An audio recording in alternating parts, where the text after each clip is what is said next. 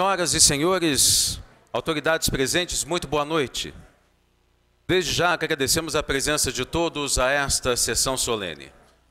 A solenidade de hoje destina-se à comemoração dos 200 anos da fundação de Itajubá.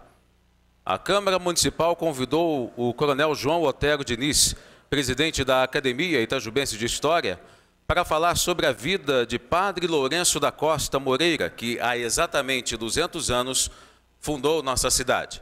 Em seguida, a apresentação do coronel, faremos a entrega da comenda vereadora Maria de Lourdes Sanches Coelho à senhora Mônica Haddad Vilas Boas. Ao término da sessão, será descerrada a placa comemorativa dos 200 anos de fundação de Itajubá. Convidamos para tomarem assento à mesa diretora o excelentíssimo senhor presidente da Câmara Municipal de Itajubá, vereador Sebastião Silvestre da Costa.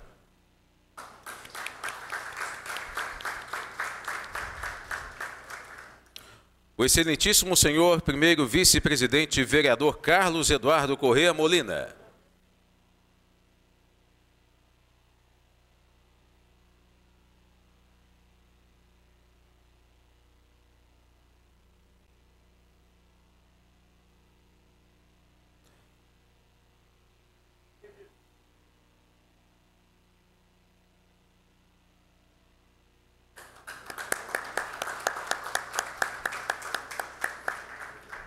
O excelentíssimo senhor segundo vice-presidente, vereador Kenner Augusto Maia.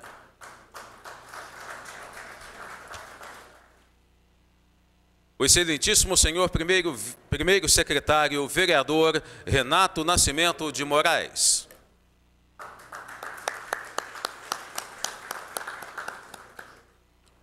O excelentíssimo senhor segundo secretário, vereador José Maria Silva.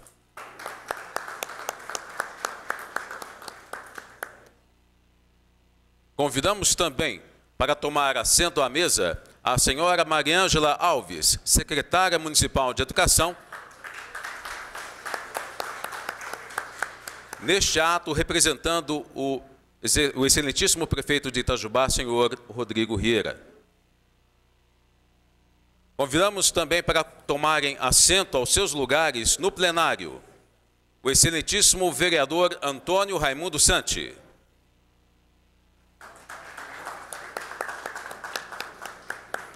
O excelentíssimo vereador Kleber Davi.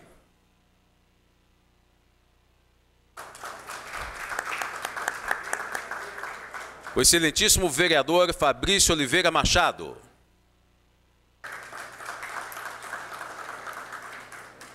O excelentíssimo vereador Jorge Andrade.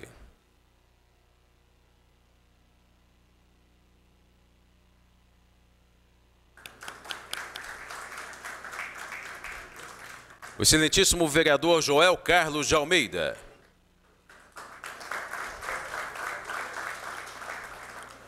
O excelentíssimo vereador José Roberto Floriano.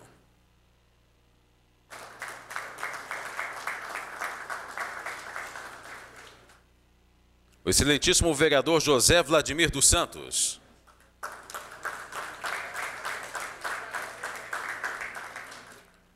O excelentíssimo vereador Marcelo Kraus Rezende.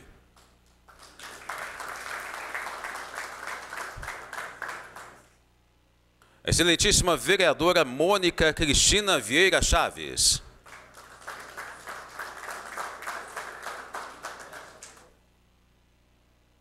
O excelentíssimo vereador Ricardo da Fonseca Tames Zambrana.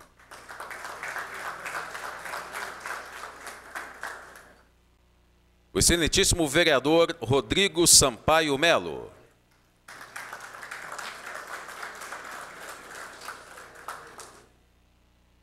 O excelentíssimo vereador Wilson Batista Paiva.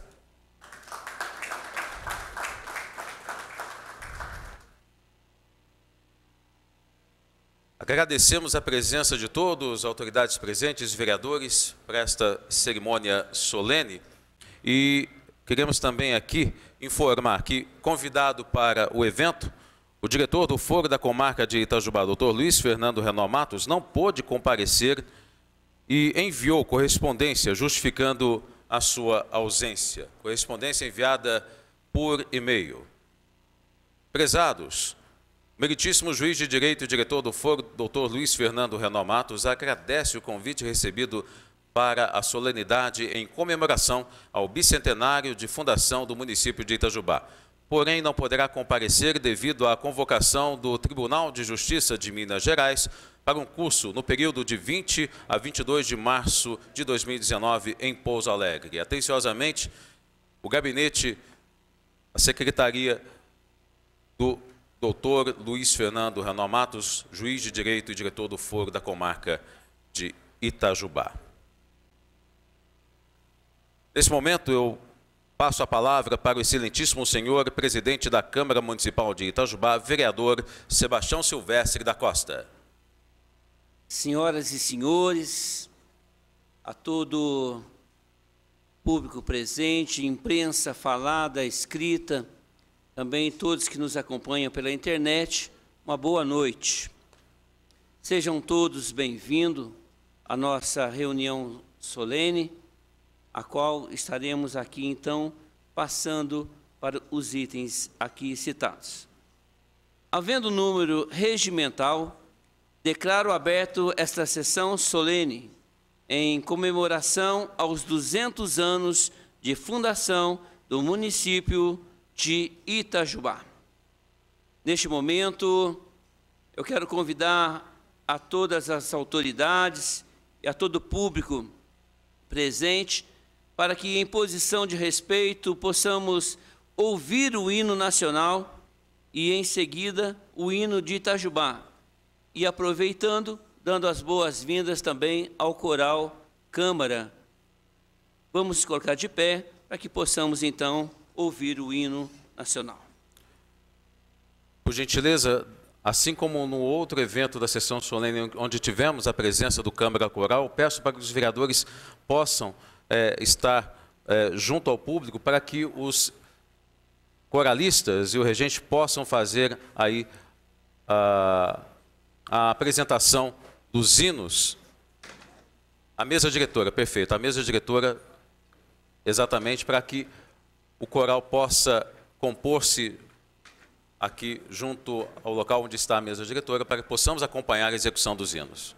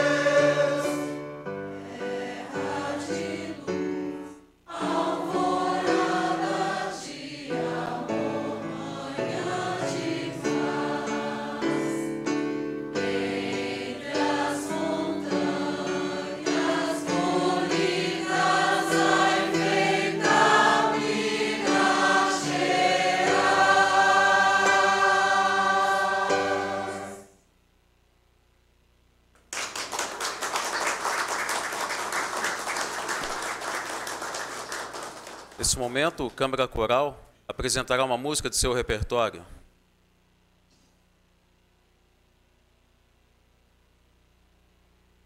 Não?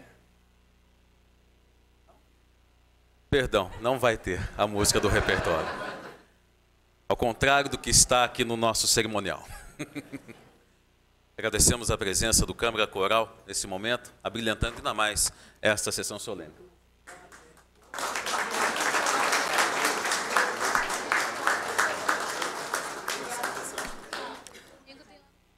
O regente Paulinho Fernandes informou que a Câmara Coral retornou com as atividades este ano e está preparando um repertório belíssimo aí para as próximas apresentações. Com certeza.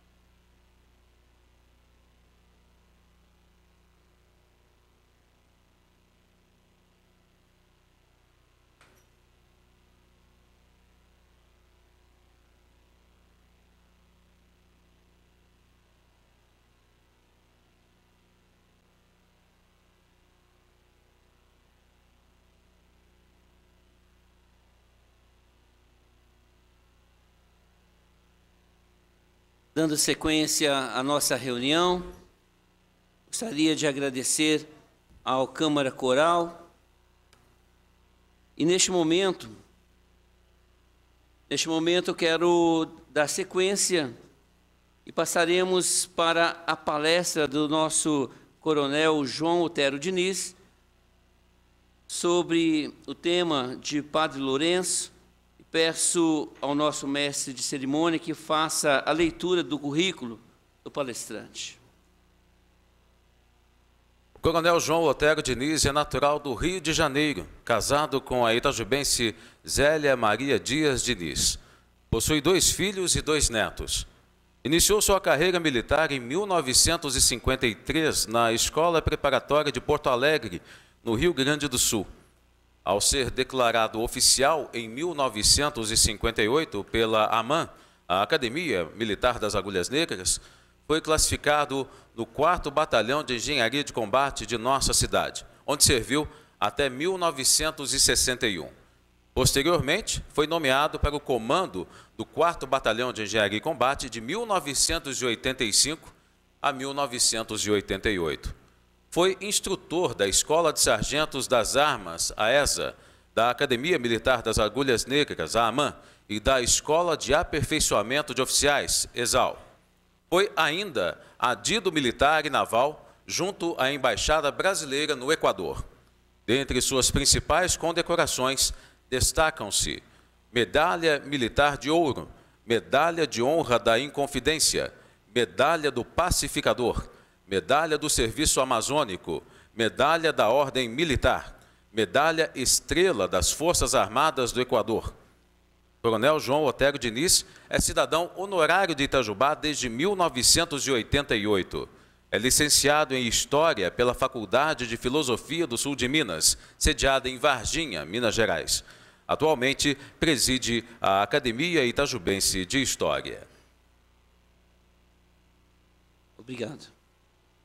Eu peço aos vereadores, Tenente Melo, juntamente com o vereador Renato Moraes, para que possa acompanhar o coronel João Otero Diniz até a tribuna, por gentileza.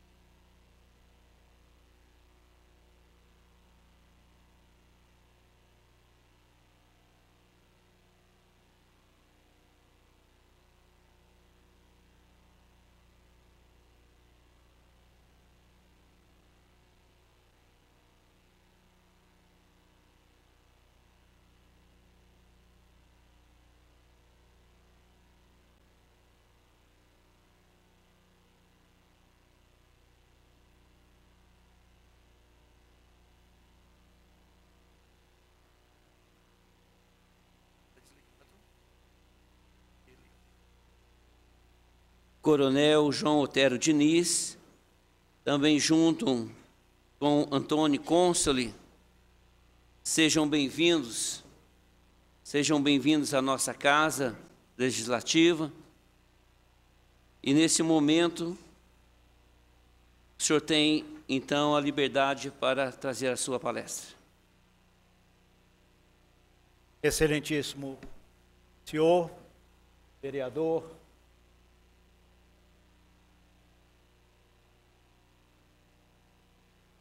Sebastião Silvestre da Costa, em nome do qual eu cumprimento todos os integrantes dessa egrégia casa.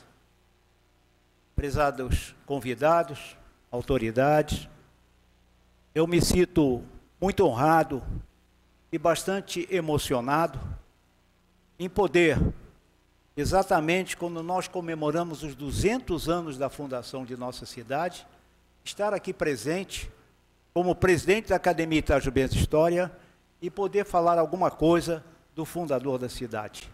Isso, para mim, é uma honra muito grande. Não tem preço essa minha satisfação. A nossa palestra é calcada numa figura extraordinária de Itajubá. Um historiador que, infelizmente, eu entendo que ainda não é totalmente reconhecida a qualidade desse historiador. Foi onde eu procurei pautar o que eu vou falar aqui. Eu me refiro ao professor José Armelim Bernardo Guimarães, uma figura extraordinária, quem o conheceu pode atestar isso.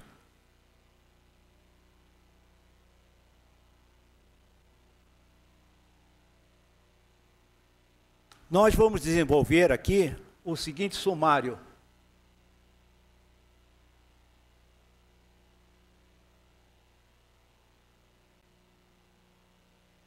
Pode passar o sumário? Professor Armelim, devem recordar?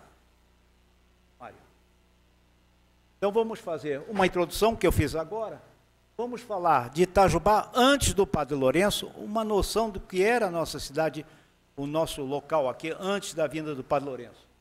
A seguir, as origens do Padre Lourenço, o local onde ele nasceu, alguma coisa sobre suas origens. A seguir, a fundação de Itajubá, o ato que culminou com o dia 19 de março.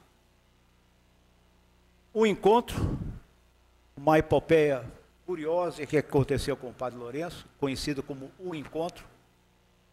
O falecimento do Padre Lourenço, as homenagens que foram feitas à sua memória. E a seguir, uma pequena conclusão. Então, procuramos fazer um resumo do Padre Lourenço. Então, introdução nós já fizemos, Itajubá antes do Padre Lourenço. Até o fim do século XVII, nossa região, que hoje denominamos Sul de Minas, eram pragas inteiramente desconhecidas do mundo civilizado. Dessa forma, todo o Vale do Sapucaí e seus arredores era um sertão bravio, povoado por animais selvagens, que a natureza prodigalizava, constituindo uma fauna abundante, rica, que nem todas as regiões do Brasil possuíam. Outra riqueza de nossa terra estava na flora. Graças à extraordinária fertilidade do solo, Itajubá e alguns municípios limítrofes eram muito ricos em gêneros de vegetação espontânea, desde plantas rasteiras até exuberantes arbustos. Nós vemos que Itajubá era pobre em minérios, que naquela época os aventureiros, particularmente europeus, vinham para cá ávidos atrás de minérios. A nossa região não proporcionava os minérios que esses aventureiros desejavam. Os primeiros seres humanos que habitaram aqui Itajubá foram os índios, sendo que a última tribo foi dos Puri Coroados. Ainda agora cantamos e citamos os Puri Coroados. Tratava-se, como a designação sugere, oriundos do caldeamento, da fusão entre duas tribos autóctones, a nação dos Puris e a nação dos coroados. Estes últimos são conhecidos como coroados porque eles tinham o costume de raspar a cabeça e deixavam o cabelo em volta, formando uma espécie de uma coroa. Daí serem chamados de coroados. Esses índios não eram belicosos, não faziam uso de suas armas, senão quando cercados pelo inimigo, ou então para caçar aves ou animais para sua alimentação. Viviam em completa nudez, eram atrasadíssimos, desconhecendo cerâmica e toda forma manual de artesanato. Até a cama deles era o próprio leito da terra, nem cama eles faziam para dormir. Conforme afirmam alguns historiadores, já em fins do século XVII, havia notícias de fazendas estabelecidas ao longo do Sapucaí, algumas fazendas esparsas, empreendimentos de frustrados mineradores, quer dizer, vinham na ânsia colher material precioso, pedras preciosas, mas frustrados com essa intenção, resolviam então se voltar para a agropecuária. É interessante a descrição que o principal artigo, a principal planta que foi desenvolvida nessa época aqui era o fumo. Então, verdadeiras produções de fumo. E, posteriormente, foram encontrados vários depósitos onde era guardado esse fumo. Um historiador pintor, elaborou uma espécie de uma peça onde o fumo era enrolado para ser devidamente embalado e mandado para fora. Então, foi a primeira riqueza, se nós queremos falar, a primeira riqueza de Itajubá, lamentavelmente, foi o fumo, que é tão condenado, né? Ocupavam irregularmente terras até incultas, na Boa Vista do Sapucaí.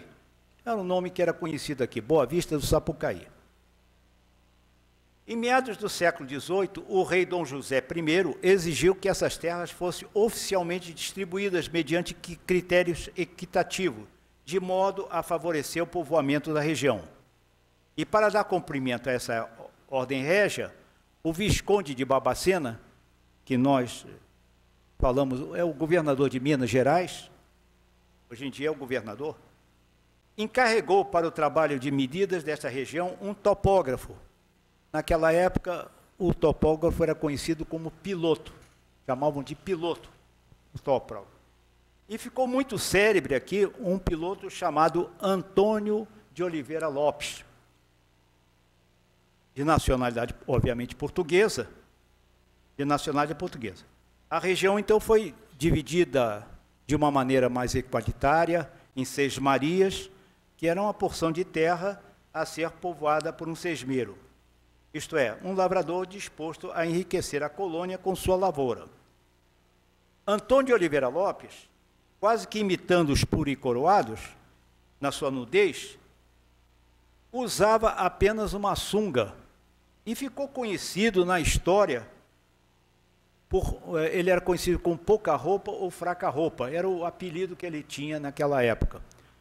É uma figura muito interessante e tem uma história que eu não vou falar aqui porque nós fugiríamos à nossa palestra principal. Mas foi uma figura que se aliou a Tiradentes e no final foi deportado para a África. Fora isso, então, esse quadro geral antes do Padre Lourenço, que eu procurei dar uma pequena descrição, nós aqui, estava sendo formado aqui um quilombo. O que é um quilombo? Uma reunião de negros fugitivos dos seus patrões, que foi conhecido o Quilombo da Berta, uma região na divisa com Piranguçu, na Serra de Pouso Frio. Então, ali estavam os fugitivos, os escravos, vamos dizer, rebeldes, que rebelavam com os patrões, fugiam e se alojavam no Quilombo da Berta. E como é que eles iam se defender, se alimentar? Fazendo assaltos às caravanas dos comerciantes. Então, aquilo se tornou um perigo constante para os comerciantes, principalmente, como eu falei, para vender o seu fumo, o fruto do seu trabalho. Vamos para o tópico seguinte, as origens do Padre Lourenço. Bom, nós sabemos que a atual cidade de Delfim Moreira foi o trampolim para a fundação de Itajubá. O então povoado de Soledade de Itajubá, como era conhecido Delfim Moreira, era a sede da paróquia. Então, toda essa região aqui, a sede da paróquia, nós vivíamos um estado religioso, a sede da paróquia era na atual Delfim Moreira, que era Soledade, é conhecido como Soledade de Itajubá. Com a morte do padre lá da paróquia, padre Joaquim José Ferreira, que era o vigário dessa extensa paróquia, foi nomeado o novo pároco, o padre Lourenço da Costa Moreira, cuja posse ocorreu no dia 19 de setembro de 1818. Mas quem era o padre Lourenço da Costa Moreira? O padre Lourenço da Costa Moreira, como sabem, era português, nascido em 15 de maio de 1778. Nós vemos ali com a seta, eu procurei mostrar a região onde o padre Lourenço nasceu e viveu. Lá no norte de Portugal, ali desenhado em azul, é a região de Braga. Aquela região, muitos portugueses imigraram para cá, daquela região ali, onde tem a cidade de Braga, certo? Perto do rio Minho. O padre Lourenço era de um local que nós arriscamos também a projetar, chamado de Mouquim. Ou, se quiserem se aperfeiçoar, um lugar ao lado de Mouquim chamado Santiago de Mouquim. É a terra onde ele nasceu e praticamente onde se desenvolveu. Aquela região era subordinada à Vila Nova do Famalicão. Pode observar, não sei se está dando para ver, ali bem embaixo. Então, toda aquela região subordinada à Vila Nova de Famalicão e, como nós falamos, pertencente ao arcebispado de Braga. Foi batizado na mesma freguesia onde nascera, em São Tiago de Mouquim. Era filho de Francisco da Costa Moreira, que figura em muitos documentos históricos. Francisco da Costa Moreira, o pai do padre, foi pároco em Guaratinguetá, de 1801 a 1817. E um detalhe curioso, ele faleceu em 1819, exatamente no ano em que seu filho fundou Itajubá. O padre Lourenço teve um romance, vamos dizer, ilícito, com Inês de Castro Silva, e dessa união ele teve 2 filhos, o doutor Domiciano, nascido em 1814, e dona Delminda, nascida em 1817. Nasceram, como o nosso professor Armelim, de certa forma, procura justificar, antes do fundador tornar-se vigário. Não quer dizer que ele não era vigário quando teve esses 2 filhos. E tanto o Domiciano como a dona Delmira foram figuras de muito destaque. Domiciano da Costa Moreira deixou, na história de Itajubá, um nome bastante forte aqui. Tanto ele como o filho dele, o neto do padre Lourenço, também, Aureliano da Costa Moreira, foi uma figura de destaque na história de nossa cidade. Vamos agora ao tópico seguinte, fundação de Itajubá. Como já salientamos, o falecimento de Joaquim José Ferreira, falamos ainda há pouco, vigário de Soledade de Itajubá, Delfim Moreira, o falecimento dele deixou a população, vou dizer, de delfinenses, naquela época não era Delfim Moreira, mas de delfinenses, triste. Lá comparecia, eventualmente, um padre chamado Padre José Geraldo de Souza e Silva, para ministrar os santos sacramentos e celebrar a missa conventual. Então, vejam, em torno de Delfim Moreira, da atual cidade de Delfim Moreira, toda essa população daqui ia assistir missa. Ali era a sede da paróquia. cabia à vara eclesiástica de Guaratinguetá indicar um novo vigário para a Soledade de Itajubá, Delfim Moreira. E o padre indicado foi Lourenço da Costa Moreira. Foi motivo de júbilo para o povo de Soledade, quando eu falo Soledade, Delfim Moreira. Foi motivo de júbilo para o povo de Soledade a chegada do novo pároco, sendo recebido com vivas manifestações de alegria e curiosidade. O novo vigário chegava acompanhado de seus escravos, era comum ter um grupo de escravos com ele. Da senhora Inês de Castro Silva, de Domiciano, filho, e também de Delminda. Domiciano tinha apenas 5 anos e Delminda apenas 2 anos. As crianças estavam sob os cuidados de zelosas mucamas. Mucamas eram uma espécie de enfermeira, umas pessoas cuidadosas de crianças daquela época. Os sinos da matriz e alguns foguetes festivos anunciaram a presença do novo vigário. Então, aquela alegria com a nomeação de um vigário lá para a paróquia em Delfim Moreira. O padre Lourenço, todavia, não gostou do lugar. Achou frio demais, de difícil acesso. Nós observamos até hoje as dificuldades, respeitando o laborioso povo de Delfim Moreira, mas as dificuldades de acesso a Delfim Moreira, e naquela época, muito maiores. Então, de difícil acesso, com uma topografia nada favorável ao desenvolvimento do povoado.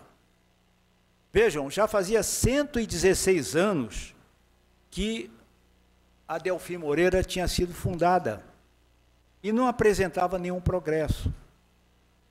Possuía 3 ou 4 pequenas ruas, tortuosas e esburacadas, uma casa aqui, outra acolá, alguns pardieiros centenários, ainda do tempo do fundador, Miguel Garcia Velho, fundador de Delfim Moreira.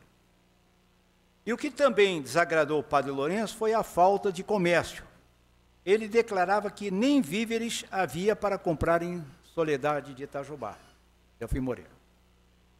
Chegou mesmo um novo pároco a classificar a sede paroquial como uma sepultura dos vivos. Ficou esse termo que soou muito mal entre os delfinenses. Dali era a sepultura dos vivos, nas palavras do nosso padre Lourenço da Costa Moreira. Por todas essas razões, o padre Lourenço, de púlpito, convocou os seus paroquianos a acompanhá-lo, serra abaixo, à procura de um lugar no Vale do Sapucaí, sobre o qual tinha ótimas informações quanto à salubridade do clima e à fertilidade das terras, onde pudesse fundar um povoado para a sede definitiva da paróquia. Tiraram a paróquia dali, procuraram outro lugar para fixar a paróquia de Soledade de Itajubá. Aí os números são muito diversos.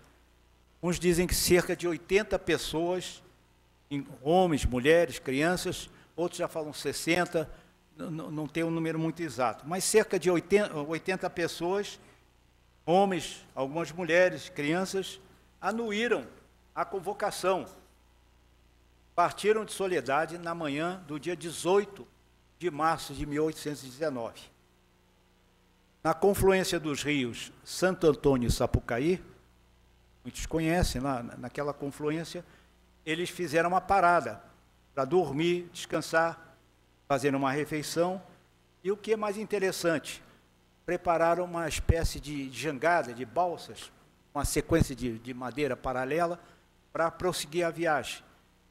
Eles já não iam prosseguir a pé, iam através de balsas, descendo o rio Sapucaí.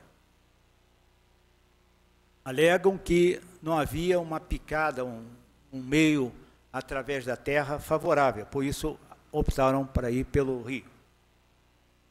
Ao amanhecer do dia 19 de março de 1819, ontem comemoramos anos, a memorável caravana chegou ao local onde o padre Lourenço julgou favorável para edificar o templo da nova sede.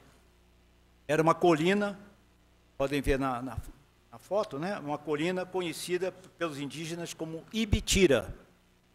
O nome que os índios davam a essa colina era Ibitira. Ibitira significa colina. Traduzindo do indígena para a nossa língua, Ibitira é uma colina, um morro baixo, no sopé do qual corre o rio Sapucaí. Do alto dessa elevação, em um tosco altar de paus, preparados à foice pelos seus acompanhantes, celebrou a primeira missa do lugar. Então, primeira missa celebrada aí no dia 19 de março de 1819, há 200 anos, ontem comemorados. Assim, estava fundada a nova Itajubá. Não havia arraial nas fazendas dos primeiros poceiros e romeiros, e já tive a ocasião de me referir. Estes pioneiros da agropecuária do município manifestaram grande satisfação com a chegada do Padre Lourenço e com sua disposição em aqui estabelecer a nova sede da paróquia. Então, quem possuía a terra ficou muito satisfeito com a chegada dessa comitiva e deu todo o apoio para a montagem da sede da paróquia aqui em Itajubá.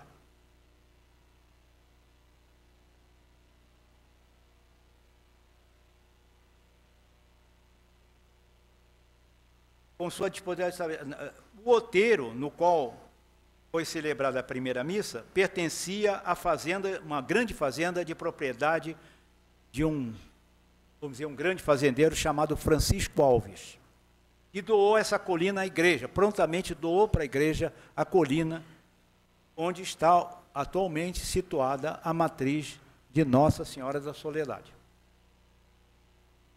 construída no mesmo local da primeira celebração eucarística. Então vejam, este local é o ponto exato onde foi fundado Itajubá. O Padre Lourenço obteve do poder diocesano a aprovação da transferência da sede paroquial do antigo Itajubá para a Capela Nova, de Boa Vista do Sapucaí. Então, tudo que o Padre Lourenço fazia, ele tinha o respaldo das autoridades superiores, autoridades religiosas superiores. Fazia com o respaldo das autoridades. Então, a Capela Nova da Boa Vista do Sapucaí ficou conhecido como Novo Povoado. Com o decorrer dos anos, o povo passou a denominar o novo arraial de Itajubá Novo, passando o antigo arraial, Delfim Moreira, a ser conhecido como Itajubá Velho. Tem várias nomenclaturas, ao longo do tempo, várias nomenclaturas atribuídas tanto à nossa Itajubá como a Delfim Moreira. Então, por algum tempo, foi conhecido como Itajubá Novo, Itajubá. Itajubá Velho, Delfim Moreira. E o Padre Lourenço vaticinou que o povoado por ele fundado, em breve tempo, seria uma vila de nome. Vamos para o outro tópico, o encontro. Em 1831, já se encontrava pronta a igreja matriz, com paredes de taipa. Não sei se sabem o que significa taipa.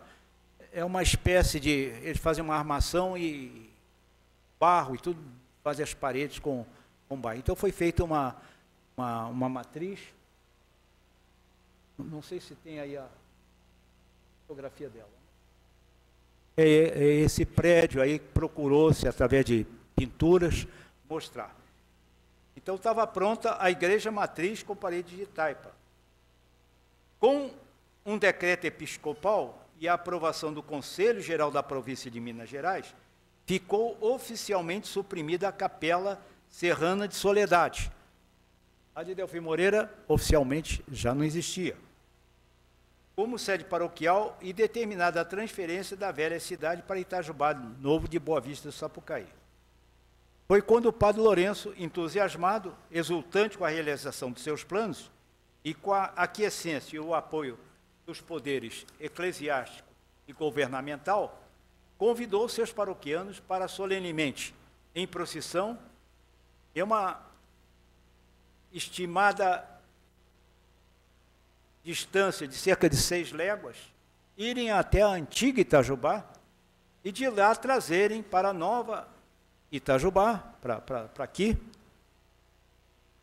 os livros de assentamentos, os livros religiosos, os vasos litúrgicos, os paramentos, os castiçais, os candelabros, os sinos, os estandartes, andores, palhos, ostensórios, opas, tochas e outros objetos que oficialmente agora passariam a pertencer à nova Itajubá, à nova paróquia aqui fundada.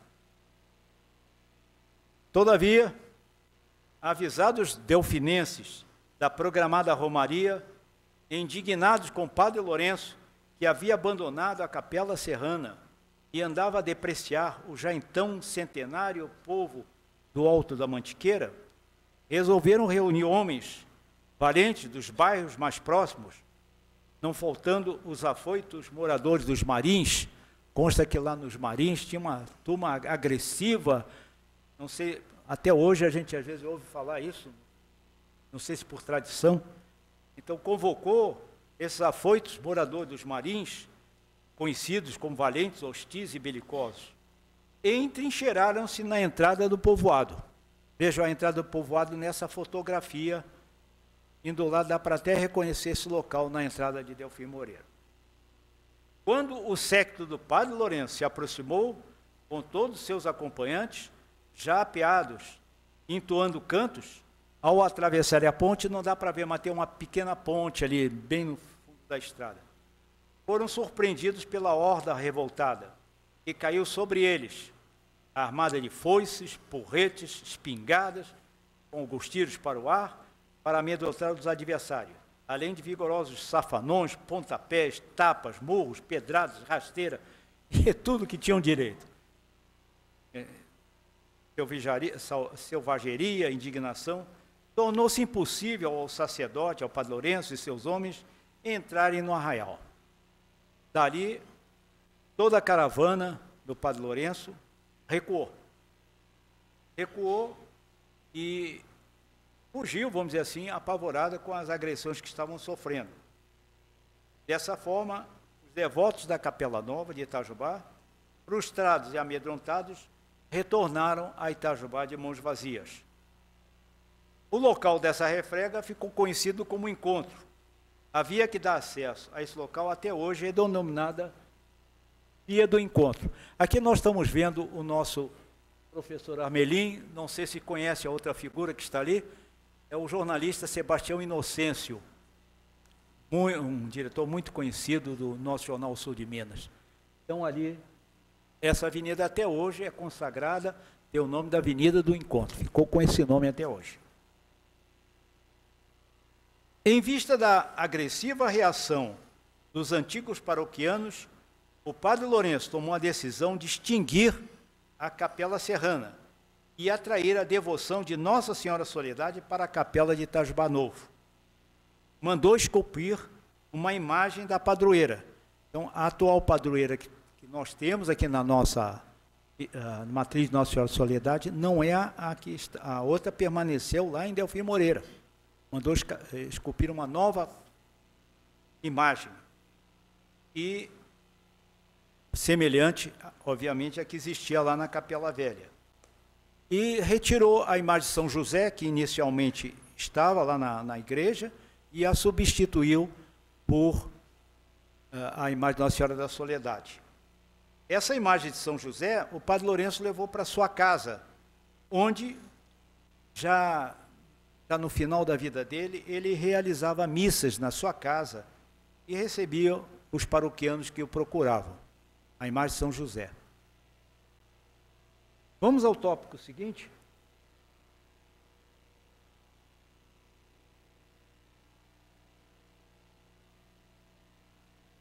O falecimento do Padre Lourenço.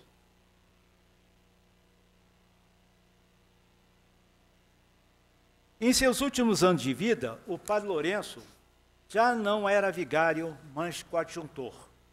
Muito lutava, entretanto, para ver progredir o povoado. Ainda vivia quando Itajubá havia atingido a prosperidade por ele idealizada. Vejam esse lance interessante, particularmente, senhores vereadores.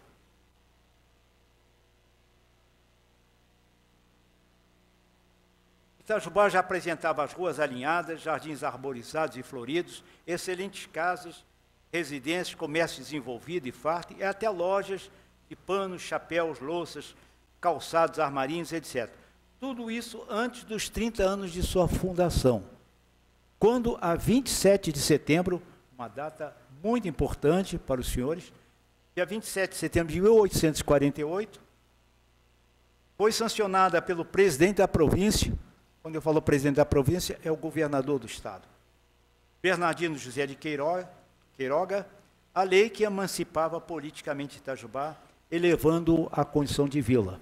Isto é, quando foi criada a nossa Câmara Legislativa aqui. Então, 27 de setembro de 1848, uma data muito importante. Nós tivemos a ocasião de fazer a homenagem lá no Teatro Cristiane Rieira, né, sobre essa data importantíssima para nós. O padre Lourenço faleceu no dia 14 de junho de 1855, sendo sepultado no antigo cemitério do Rosário, existente no alto da rua Coronel Renó, na direção do cemitério paroquial, mas no meio do caminho, vamos dizer assim, tinha um platô ali, era o cemitério.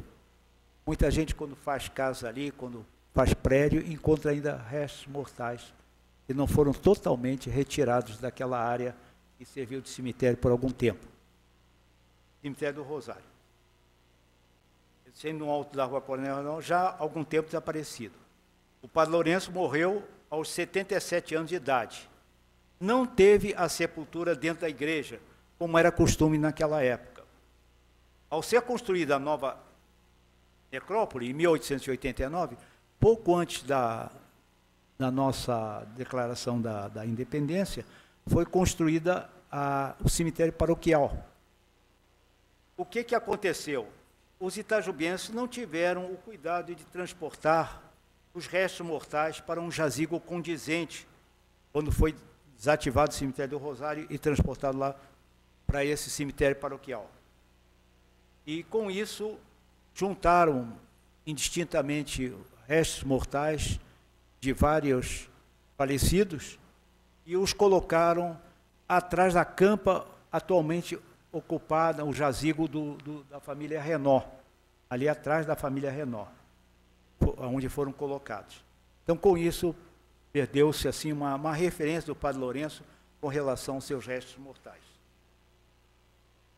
Segundo informações de pessoas que conheceram o fundador, o padre Lourenço era um homem tranquilo, mas enérgico e intransigente, corajoso, às vezes ríspido, mas complacente e bom para com os humildes. Possuía escravos que na época era a única maneira de se ter criado em casa. Contudo, não os maltratava. Vamos ver as homenagens à sua memória. O professor Armelim, do qual eu tinha muita admiração por ele, desde que cheguei aqui, sempre admirei o professor Armelim, uma figura fantástica. A figura de história, nós não temos outra referência aqui em Itajubá que não seja José Armelim Bernardo Guimarães. E me recebia com todo carinho, com toda atenção. Muitas vezes, muita gente ia lá para ver, porque como empregada dele era a mulher mais velha de Itajubá, Maria do Carmo Jerônimo, não sei se alguns chegaram a conhecer.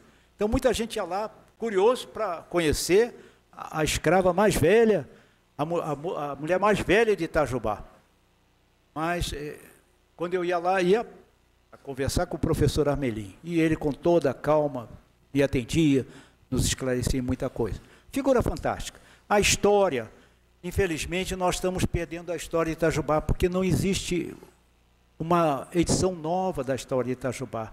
Aqui eu lanço, senhores vereadores, para analisar isso com um pouquinho de carinho, porque está acabando. Muita gente procura o livro de história de Itajubá, são raros os volumes que existem. E como foi feito só um volume para toda a história, as folhas começam a sair e os poucos volumes que existem estão bem danificados. Eu acho que já era oportuno de se lutar para fazer uma nova edição da história de Itajubá, que ele deixou uma história completa de Itajubá, que ele nos transmitiu e nos deixou. Então, essa queixa que o professor Armelin fez, hoje em dia, coitado, ele já nos deixou, mas hoje em dia já não justifica, porque a própria Câmara aqui aprovou várias homenagens ao nosso Padre Lourenço da Costa Moreira, como nós vamos ver nessas homenagens. A primeira está aqui, ó.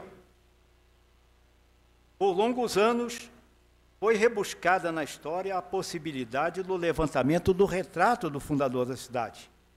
Graças à perseverança das pesquisas, incluídos os estudos do historiador José Amelim Bernardo Guimarães, foi conseguido ser feito o levantamento de como seria o fundador de nossa cidade. Foi sintetizado em uma figura de regular estatura, tendo uma das pernas mais curta do que a outra, motivado por um acidente em sua juventude, que ele, vamos dizer assim, que ele mancava, ele tinha um problema em andar. De fisionomia olímpica, tez morena, sobrancelhas cerradas e escuras, cílios longos e negros, rosto redondo, nariz afilado e reto, duas grandes entradas na sua vasta cabeleira, olhar firme e penetrante. Enfim, esses dados foram fornecidos por pessoas que os receberam de antigos moradores do local. Acresce-se a isso sua semelhança e não menos do seu não menos ilustre filho Domiciano da Costa Moreira. Então também somaram algumas características. Nós temos várias pinturas do filho do Padre Lourenço. Então daí puxaram muita coisa para fazer o quadro do Padre Lourenço. E de seu neto, que foi um juiz do município de Itajubá, eu já falei, Aureliano Moreira Magalhães. Aureliano Moreira Magalhães. Assim, de posse desses dados, nós temos uma figura muito interessante aqui, já falecida, Dr. José Ernesto Coelho, acho que é conhecido por grande parte, uma pessoa de uma inteligência muito grande. Ele, então, arriscou a passar por uma tela o que seria o Padre Lourenço. Então, reproduziu o retrato do fundador. Está aí. A lei municipal, então aí a participação do município. A lei municipal de 15 de setembro de 1988 oficializou o retrato do fundador da cidade. Igualmente autorizou o uso do retrato nas repartições públicas municipais, inclusive confecções de bustos e reproduções de documentos que traduzam a história de nossa cidade. Em 2010, essa pintura foi tombada pelo CODEFAI. CODEFAI é o Conselho Deliberativo do Patrimônio Histórico e Artístico de Itajubá. Essa pintura, se os senhores quiserem observar melhor, admirar melhor, ela se encontra no Museu Municipal de Itajubá. Está lá a pintura, devidamente tombada, tem uma placa lá, pintura tombada de autoria do Dr. José Ernesto Coelho.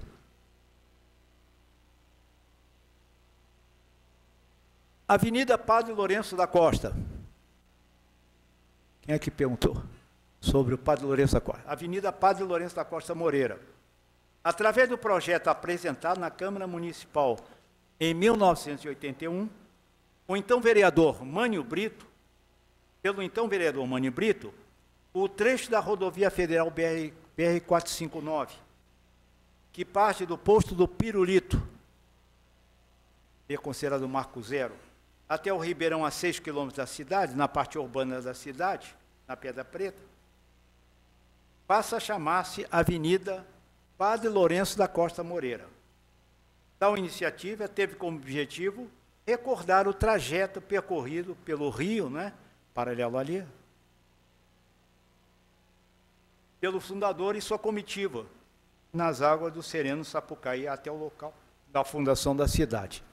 Então, nós vemos então a Avenida Padre Lourenço da Costa Moreira.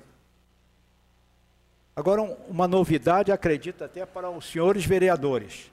Palácio Padre Lourenço da Costa Moreira. Palácio Padre Lourenço da Costa Moreira. Em 4 de junho de 1980, o prefeito Pedro Mendes dos Santos, no uso de suas atribuições, eu não sei se está dando para ler, porque a letra está muito pequena. Então, após a aprovação na Câmara Municipal, sancionou lei denominando Palácio Padre Lourenço da Costa Moreira o prédio onde presentemente funciona a Câmara Municipal, onde nós estamos. Então, aqui é o Palácio Padre Lourenço da Costa Moreira.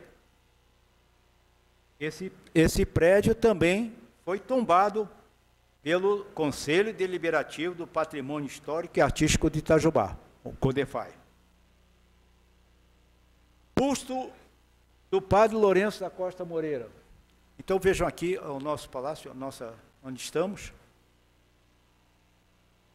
Busto do Padre Lourenço da Costa Moreira. Em 19 de março de 1998, por iniciativa da Academia Itajubense de História, e com apoio e recursos da Prefeitura Municipal, foi inaugurado o busto do Padre Lourenço da Costa Moreira.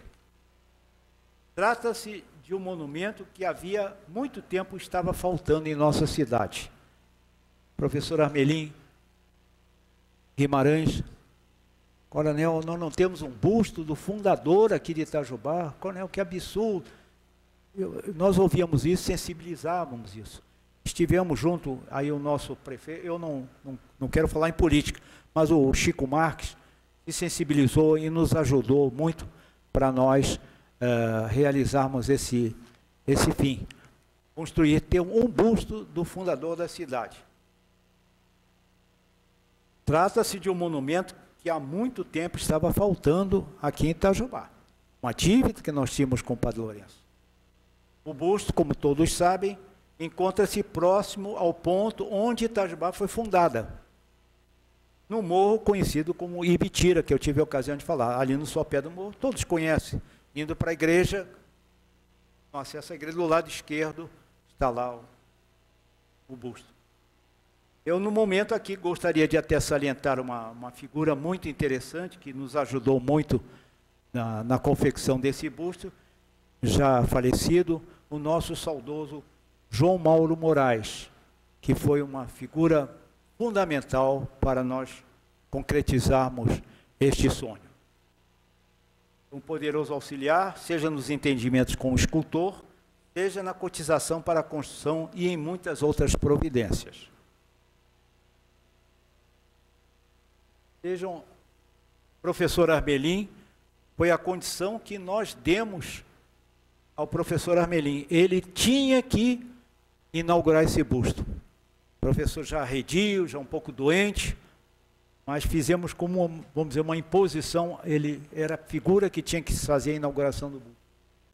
Nessa foto, não sei se aparece melhor em outros locais, mas essa foto aparece o professor Armelim descerrando o busto do Padre Lourenço. Conclusão. Ao encerrar esse trabalho, eu procurei fazer uma síntese, porque tinha muita coisa. Os senhores vão sair daqui talvez frustrados, porque tinha muita coisa para falar do Padre Lourenço, que nós procuramos sintetizar. Eu peço, como presidente da Academia de História, eu até vou me valer desse espaço, para me colocar à disposição, e os membros da Academia, nós temos uma sala lá na estação da Estrada de Ferro, e nós temos um acervo muito grande de história. Então, quem quiser algum detalhe, mesmo que não tenha sido falado aqui, alguma curiosidade sobre o Padre Lourenço, que eu suprimi de propósito aqui para não ser muito longo, só nos procurar lá, que nós temos muita coisa interessante para falar, muitas pinturas. Nós temos Luiz Teixeira, que foi uma figura interessantíssima de Itajubá, e fez várias pinturas imaginando o passado. Então, se desejarem, só nos procurar lá, que nós estamos prontos para atendê-los. Conclusão. Ao encerrar este trabalho, gostaria de enfatizar que, diferentemente, vejam bem esse detalhe, diferentemente do que ocorreu na quase todas as cidades mineiras dos velhos tempos, a nossa Itajubá não foi obra de nenhum bandeirante, muito menos do estabelecimento de sesmeiros em nossas terras. Também não foi ponto de apoio de sertanistas, ávidos pelo ouro, pelas gemas preciosas. Itajubá teve origem na terminante decisão de um sacerdote de largas visões de progresso e da realidade das coisas, que, como um novo Moisés, conduziu seus fiéis paroquianos à procura de uma Canaã sul-mineira, para nela assentar a nova sede da freguesia.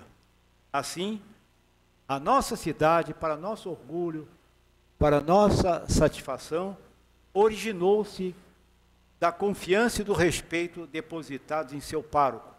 Nasceu, desenvolveu-se, portanto, em função da fé ao chamado púlpito.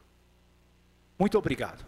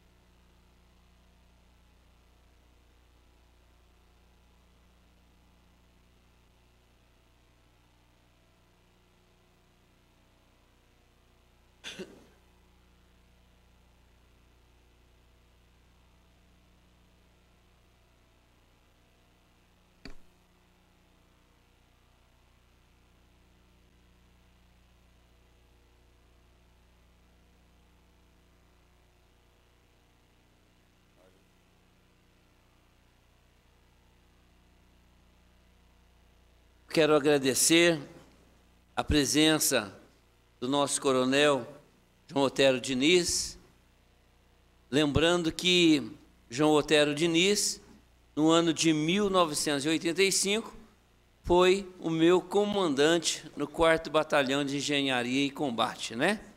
Então, em 1985, nós tivemos o prazer de estarmos juntos e depois de 34 anos, digamos assim, estamos aqui hoje juntos, né? Muito obrigado, que Deus abençoe.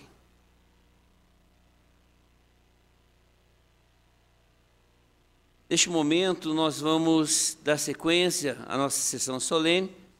Vamos fazer a entrega da comenda vereadora Maria de Lourdes Sanches Coelho, a senhora Mônica Haddad Vilas Boas. A senhora Mônica foi agraciada com a comenda no dia 8 de março, Dia Internacional da Mulher, mas por motivo de saúde, ela não pôde comparecer. Então, nesta noite, nós vamos fazer a entrega. Para tanto, solicito ao nosso mestre de cerimônia que faça a leitura do seu currículo. Mônica Haddad Vilas Boas nasceu em 29 de março de 1985. É itajubense e graduada em Psicologia, licenciatura e em Língua Inglesa, tendo pós-graduação em Psicopedagogia e MBA em Administração e Recursos Humanos.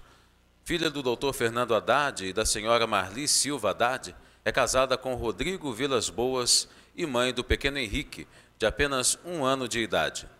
Mônica iniciou seus trabalhos com educação infantil ainda muito jovem e se apaixonou completamente pelo segmento.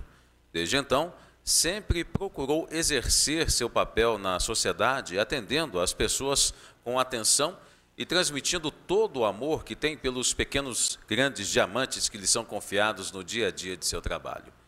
Há 19 anos atuando na área, Mônica é fundadora do Colégio Aquarela, que já há 10 anos é referência no desenvolvimento da educação infantil em nossa cidade. Sabendo que a educação é a grande base para a construção do ser humano, sempre buscou melhorar cada dia mais a oferta de oportunidades de aprendizado para seus preciosos alunos. Perfeito. Solicito ao vereador Renato Nascimento de Moraes que acompanhe a sua homenageada até o recinto do plenário e proceda à entrega.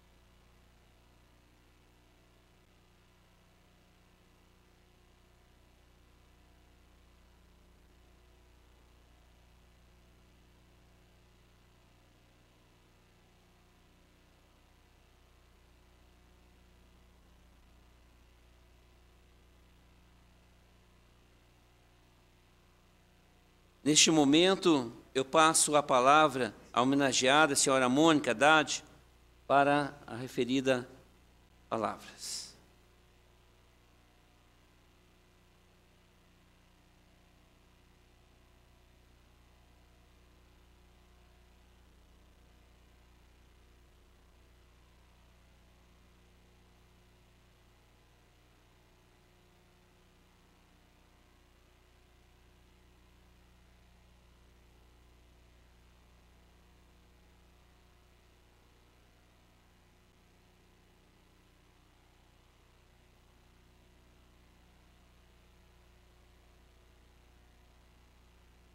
Boa noite.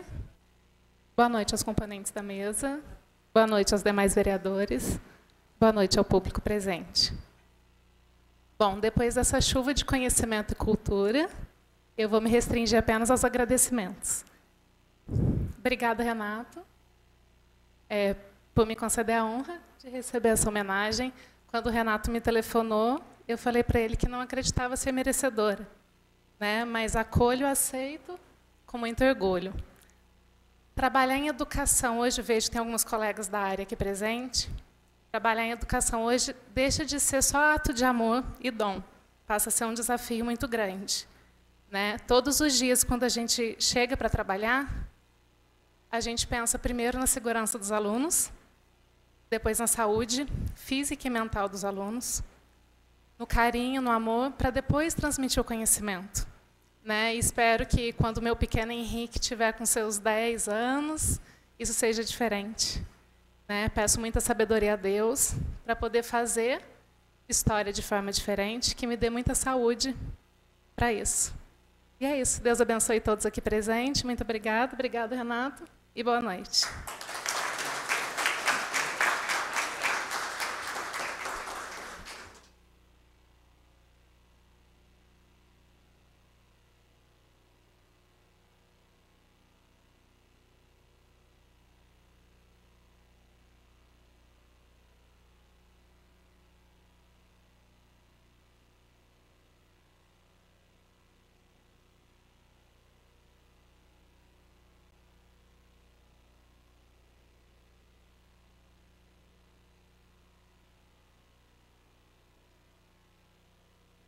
Parabéns, no nome da senhora Mônica Haddad, nós cumprimentamos também todas as mulheres, né, que foram homenageadas no dia 8 e as que não tiveram a possibilidade, mas que nós a cumprimentamos a todas.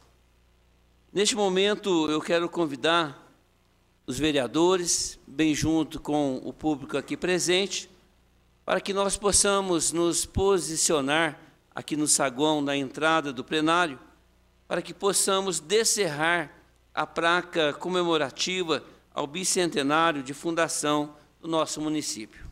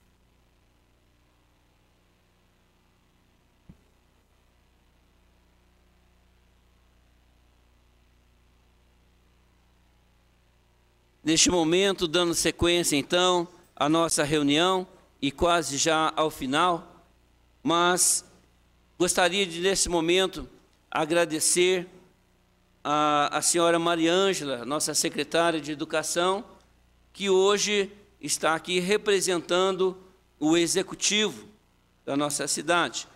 E gostaria de passar a palavra, então, para a Maria Ângela.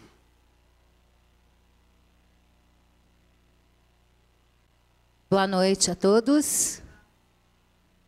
Bom, primeiramente, eu quero agradecer a oportunidade de estar aqui nessa Casa do Povo, representando o Executivo, e dizer, o Coronel Diniz, eu acho que ele já foi embora, mas agradecer a ele, parabenizar a didática dele. Eu acredito que todos nós conhecemos bem a história de Itajubá, mas ele trouxe aqui de uma forma bem resumida, como ele falou, uma síntese que não conseguiu, né, trazer todas as informações, mas eu acho que para nós, principalmente nós educadores que estamos aqui nessa noite, eu acho que acrescentou bastante. Eu mesma não sabia das homenagens que ele recebeu, como foi a história do busto. Então, são informações que fazem parte da nossa rica história, são 200 anos, né, bicentenário. Então, eu só tenho a agradecer a todos vocês aqui da Casa do Povo pelo convite, da oportunidade de estar aqui, e parabenizar a iniciativa, né, de, dentro da programação do bicentenário, essa Casa do Povo poder nos presentear, né, com uma noite, né, de quarta-feira, dia 20 de março de 2019, né, que eu acredito que acrescentou a cada um de nós. Aproveito e agradeço e cumprimento especialmente os nossos gestores das 21 escolas municipais, estão aqui presentes conosco aqui. Em nome do professor David, eu quero cumprimentar todos. Viu, David? Você é o único homem, né, que está aqui representando as nossas 21 instituições, porque o mês de março é o mês da mulher. E eu estaria sendo injusta, porque a maioria aí da tribuna é de mulher. Então, em nome do professor David, eu cumprimento a todos os gestores das 21 escolas que estão presentes conosco. Em nome da professora Michele, eu cumprimento a todos os gestores das nossas 13 creches municipais que estão aqui presentes. Algumas, né, precisaram ir embora porque estavam bem cheios. Cumprimento a Thalita, nossa coordenadora do CEAP. Cumprimentando a Thalita, eu cumprimento e agradeço a todas as meninas do CEAP, o nosso Centro Especializado de Apoio Pedagógico de Itajubá, que nós temos as nossas pedagogas, psicopedagogas, agora a Wanda, a professora Wanda, como a nossa neuropsicopedagoga, então, fazendo um excelente trabalho a equipe do CEAP. Agradeço imensamente por vocês estarem conosco nesta noite, e não poderia deixar de agradecer a equipe da secretaria, que nós estamos aqui com os nossos diretores. Em nome do Henrique, eu cumprimento a todos os diretores do departamento da CEMED. Agradeço a cada um de vocês, porque essa noite, para nós, apesar de todo o cansaço, nós saímos de um feriado agora, todo mundo com seus compromissos e comprometimentos, né? Eu mesmo saí da secretaria, vim direto para cá, muitas das gestoras vieram direto para cá. Então, eu só tenho a agradecer o comprometimento. Eu acredito que toda vez que nós temos oportunidade, até peço encarecidamente a essa casa, que promovam mais essas palestras, que possam acrescentar no nosso cotidiano, no nosso conhecimento. E acho que a professora Mônica também não está presente. Foi merecido, viu, professor Renato, essa homenagem. Eu não pude estar no dia da homenagem, foram 2 gestoras da nossa rede pública municipal que foram homenageadas pelo vereador Zé Maria. Agradeço imensamente, vereador Zé Maria, homenageando a Márcia, diretora do desembargador, e também a professora Roberta, homenageada pelo Vladimir, vereador Vladimir, lá do Alcides Faria. Vocês não fazem ideia o que essas meninas e meninos, no dia a dia das instituições, das escolas e da creche, todas as dificuldades que eles têm que passar, por todos os obstáculos, e com muita grandiosidade, muito comprometimento, muita garra, eles conseguem superar todos esses problemas, obstáculos. Então, todas as vezes que vocês lembram de uma gestora, seja de escola ou creche pública municipal, ou estadual, ou rede privada, vocês sabem que estão engrandecendo a nossa cidade, né? E também a nossa função, né? Nós escolhemos ser profissionais da educação. Então, eu só tenho a agradecer a oportunidade, esse presente que nos deu, com uma palestra do Coronel Diniz, que só acrescentou ao nosso conhecimento e não faz, né, agradecer e abrilhantar cada vez mais. São 200 anos de história da nossa cidade. Muito obrigada pela oportunidade, uma excelente noite para todos nós. 。 Boa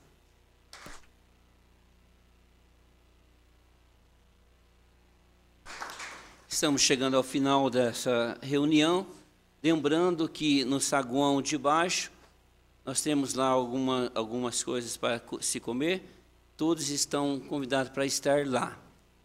E agradecendo então aos vereadores, Maria Ângela, e não tendo mais nada a tratar, agradecemos sempre a proteção de Deus e dando por encerrado esta reunião ordinária. Muito obrigado.